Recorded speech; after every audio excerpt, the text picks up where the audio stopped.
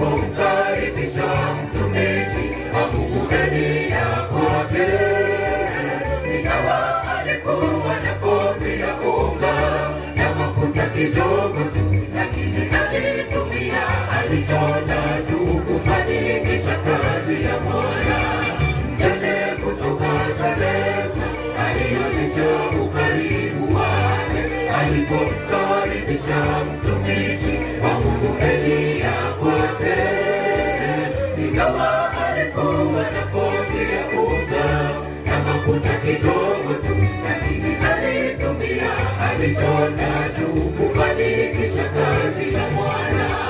Tuwe na imani kiasi cha kujaa haradali, imani ambayo inaweza kuamuru hata milima isonge.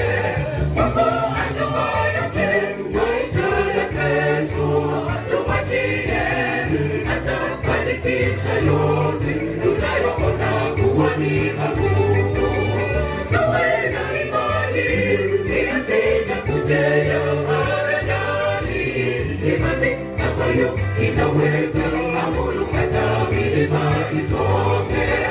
Mungu ajua yote maisha ya kesho, tumwachie atafanikisha yote tunayoona kuwa ni magumu.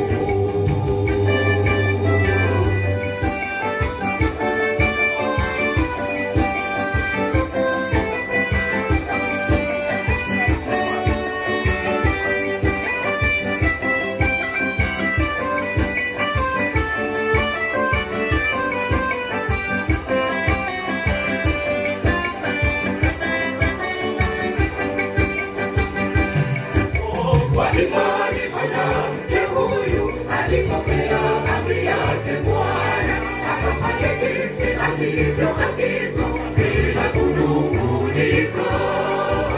Ajabu ni kwamba lile pipa la unga alikukumbuka, wala ile chupa ya mafuta imani yake ikamuokoa. Kwa imani mwanamke huyu alipokea amri yake Bwana, akafanya jinsi alivyoagizwa bila kunung'unika. Ajabu ni kwamba lile pipa la unga alikukumbuka, wala ile chupa ya mafuta imani yake ikamuokoa. Tuwe na imani kiasi cha kujaa haradali, imani ambayo inaweza amuru hata milima isonge. Mungu ajua yote maisha ya kesho, tumwachie atafanikisha yote